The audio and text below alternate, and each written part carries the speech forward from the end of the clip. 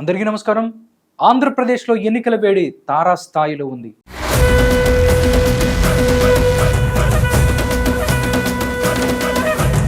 ఈ వేసవి వేడి కంటే ప్రస్తుతం రాష్ట్రంలో ఉన్న ఎన్నికల వేడి ఎంతో హాట్గా ఉంది. ఇప్పటికే అన్ని ప్రధాన పార్టీల నాయకులు ప్రచారాలతో దూసుకుపోతున్నారు. అదేవిధంగా ఇటు నారా చంద్రబాబు నాయుడు, అటు పవన్ కళ్యాణ్ ఇద్దరు రాష్ట్రం మొత్తం వరుస సభలతో ప్రజల ముందుకు వస్తున్నారు. రాష్ట్రం మొత్తం హాట్ ఎంపీ స్థానంగా ఉన్నటువంటి సీటు గుంటూరు పార్లమెంటు సీటు.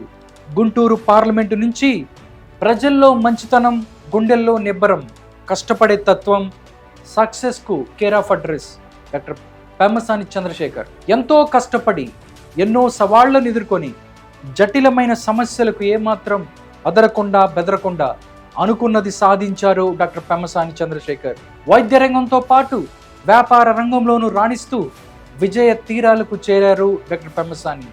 ఇప్పుడు గుంటూరు లోక్సభ నుంచి టీడీపీ కూటమి తరపున ఎంపీగా బరిలో ఉన్నారు డాక్టర్ పెమ్మసాని చంద్రశేఖర్. మనం ఈ పరిపాలన చూస్తే విద్యతో వికసించాల్సిన యువతకి గంజాయి అలవాటు చేశారు.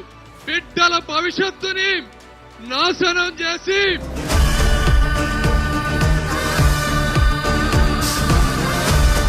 పెమ్మసాని దెబ్బకు అధికార పార్టీ నుంచి ప్రస్తుతం పోటీలో ఉన్న అభ్యర్థి కూడా నేను పోటీ చేయను బాబు అంటూ పార్టీ నేతలకు మొరపెట్టుకుంటున్నాడు. అలాంటి గుంటూరు పార్లమెంట్లోని తెనాలి నియోజకవర్గంలో పవన్ కళ్యాణ్ వారాహి యాత్ర జరిగింది.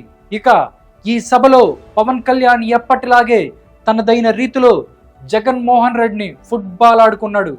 ఇదే క్రమంలో పవన్ కళ్యాణ్ పెమ్మసానిపై కూడా పొగడ్తల వర్షం కురిపించారు. మా సర్వస్వం దారపోసి మిమ్మల్ని గెలిపించుకుంటాం.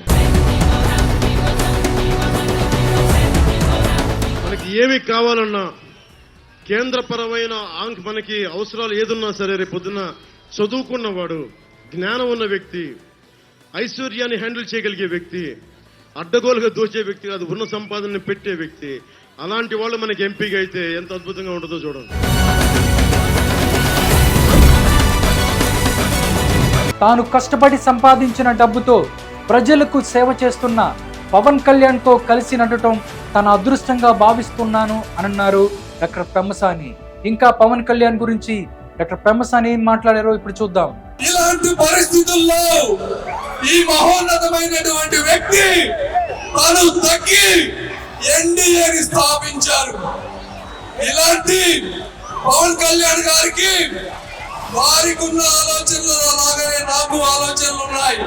నాకు డబ్బు మీద ఆశ లేదు, కీర్తి కాంక్ష లేదు, స్వార్థం అసలే లేదు. నేను పుట్టిన ఈ ప్రాంతానికి ఏదో ఒక చేయాలన్న ఒకే ఒక ఆశయం తప్పించి, సార్ పవన్ కళ్యాణ్ గారు మీ ముందు నేను ప్రమాణం చేసి చెప్తా ఉన్నా, ఒక్క రూపాయి కూడా వచ్చే 30 ఏళ్లలో అవినీతి చేయనని, ఈ అభిమానాన్ని అభివృద్ధి రూపంలో ఇస్తానని తెలియజేసుకుంటూ మీ అందరికీ మనస్ఫూర్తి ఇది ఇవాల్టి స్పెషల్ స్టోరీ. మరో అంశంతో మళ్ళీ మీ ముందుకు వస్తాను. అంతవరకు సెలవు. నమస్కారం.